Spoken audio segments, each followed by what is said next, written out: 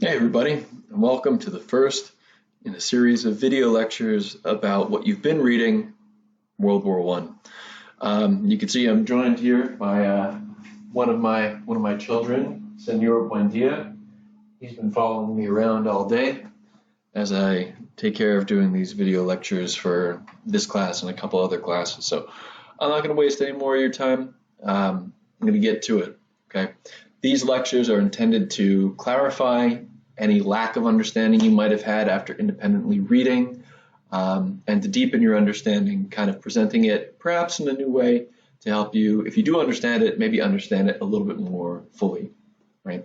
So the lectures are going to be in 4 parts: the causes of World War One, the combat of World War One, the idea of total war, and then something you didn't read about, which are the peace agreements that followed World War One. We will be learning about those, however, as they will be covered in a writing assignment we'll have soon, which will be the way that we assess our understanding of World War One. All right, so let's get to those causes. All right, so the causes of World War One are pretty complicated, but I feel like the textbook did a pretty good job breaking down what those causes were, and I'm going to try and clarify that even further. The first cause of World War One is this feeling or this belief called nationalism. Nationalism is, it comes from the word nation, which a lot of people are a little bit confused about. The word nation does not mean the same thing as country. In fact, it means something quite a bit different, although today it gets confused with that word a lot. The word nation actually comes from the Latin word meaning birth, which, when you put that into English then, means that a nation is not a country, as in it's not like something that's ruled by one government. Rather, it's a group of people that share a common culture, a common historical experience, a common ethnic background. I give you an illustration or an example here of what a nation might be, and I say a Native American tribe. I specifically picked a Native American tribe because they are a nation that does not rule themselves, right? They are not their own country. They are a nation because each tribe has its own language, its own history, its own culture, but they don't rule themselves, right? They are ruled by the United States government, but they are still nations, right? This feeling of nationalism then is a feeling of intense pride in your own nation. It's not necessarily a pride in your government, it's a pride in your culture, a pride in your language, a pride in your people, right? Oh, got a little bit of a visitor here. Come here. Oh, say hello to the students. Hi. Hi. Say hello. Ghost. Oh, no, there's not a ghost. There's no ghost. Is there a ghost? No, you're not a ghost. I hope not. Spooky kid. All right. Bye-bye. All right, back to it. It's an intense feeling of pride, right? And this feeling of pride really had 2 major effects in the time around World War One. Right? One, if you were a nation that was controlled by someone else, then maybe you would have a desire for independence, right? For example, there was the Austrian Empire, which controlled many different nations at one time, and they did not want to be ruled because they felt like they should rule themselves. Whereas if you were an independent country, maybe you felt like you were better than everyone else because you were so proud of your country that you felt like maybe everyone else was less than you, right? Oh boy, you see him? He's trying to get the cat.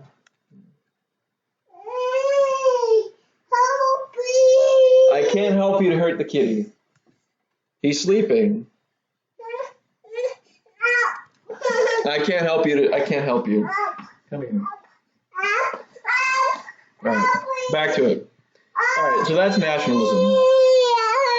Next is imperialism. We learned about imperialism already, so I'm not going to get too much more into that.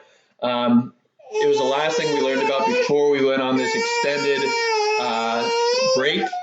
But imperialism, you guys know, is when countries, especially in Europe and the United States, started to take over other countries, especially in the regions of Africa and Asia, looking for new raw materials and resources and hoping to sell their products in these new countries to make more money. Clearly, that pursuit of new territory might cause competition because these powerful countries, let's say England and France, they might both want to control the same place in Asia, and as a result, maybe they would fight each other for control of that place, right? So this kind of competition was going on and made things pretty tense among countries at the time. The third cause that your book talks about is militarism. This word might look familiar to you. It has the word or the root of military in it. So it's kind of like, if you look at it, a belief, an ism, in military, right? So, Nico, stop yelling at the cats. Oh, boy. So before World War I, European countries really were in competition with one another to create strong militaries.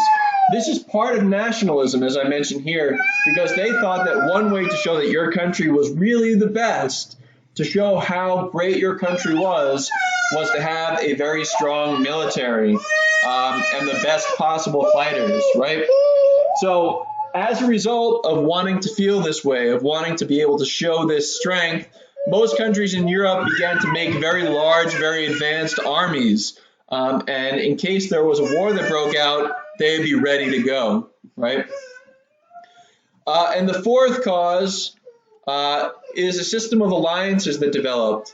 These alliances, which are kind of like teams, were friendships formed between different countries, but the nature of this friendship was kind of dangerous, especially given how competitive these countries were. The friendships or the alliances made between these countries usually included a contract where if one of the countries on the team got attacked, the other countries on the team would have to go and fight to help that country. And by the early 1900s, a few years before World War I happened, Europe was really broken into two large teams. And pretty much everyone in Europe then was forced to pick a side. Either you're going to be on the side of the Triple Alliance, which is made of Germany and Austria, and for a little while Italy, though they would drop out of that team, and the other team, the Triple Entente, made of England, France, and Russia. And since everyone was forced to pick a side, it was basically set up that if any country in Europe then got attacked, everyone would have to go and fight in defense of either their friend or fight against their enemy. And the fifth cause here was a specific type of tension happening in the region called the Balkan Peninsula, which is in southeastern Europe. Greece is a part of the Balkan Peninsula. Maybe that's the most commonly known country there, though they're not so much involved in the tension that we're talking about.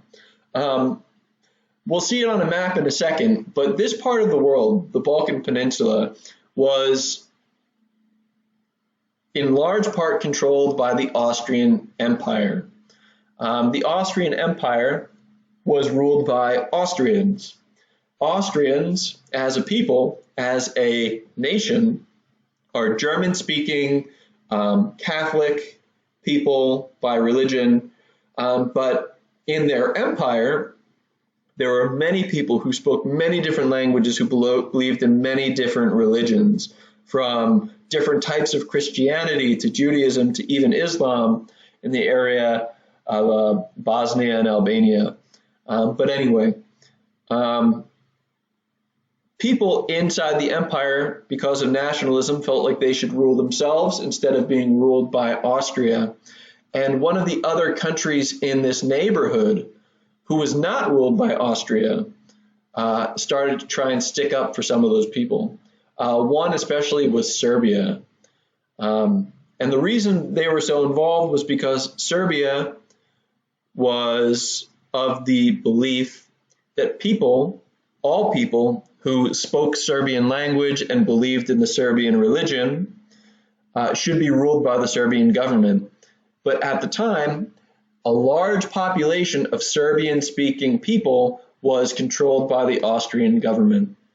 So Serbia was trying to win those people back and all the territory that they lived on, which of course would be a problem for Austria.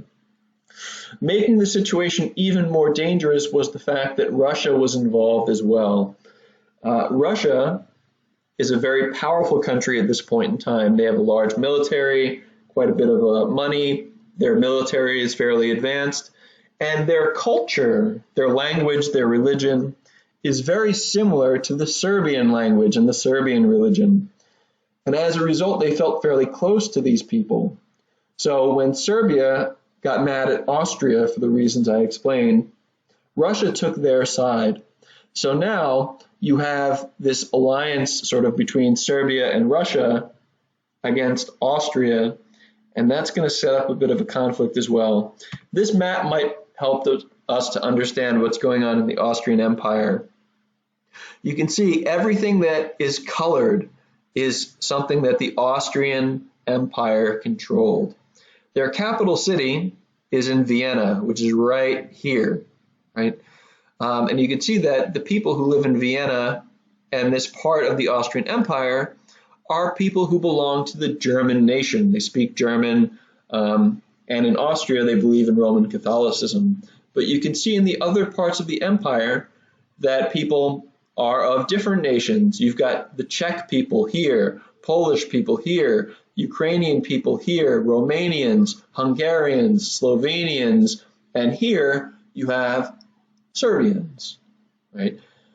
That country we were talking about, Serbia, that wanted to free the people controlled by Austria, is down here. And you can see that this area right here, although it is controlled by the Austrian government, is actually a majority of Serbian people that live here. And the last thing that happens that makes this war really break out is an assassination in the city of Sarajevo, which we can see is in this Austrian-controlled area where many Serbian people live. As it happens, the person who is supposed to be the next ruler of the empire is killed in this city by someone who is from the Serbian nation and wants this whole tan-colored area to belong to Serbia down here. So this person, the ruler or the soon-to-be ruler, is killed by someone who believes that the Serbians should be a part of the Serbian country. And this set off a chain of events that led to war, because Austria, obviously mad that their soon-to-be ruler was killed, wanted to attack the Serbian people for supporting the assassination. However, if Austria attacked Serbia, Serbia's friend Russia would fight. And because Austria and Germany were part of a team, it meant that Germany would have to join in the fight as well. And because Russia was in an alliance with France and England, they would have to fight if Russia got involved. And as a result, all these dominoes fell and all of these different countries got drawn into the war. So you can see here, you've got the green countries representing one team, Great Britain, France, and Russia being the primary fighters for that team. And on the other side, you have Germany and Austria-Hungary, also known as the Austrian Empire, fighting on the other team, right? And that's going to do it for this first video. We'll be picking up with our second video on the nature of the actual fighting that happened in World War I. See you then.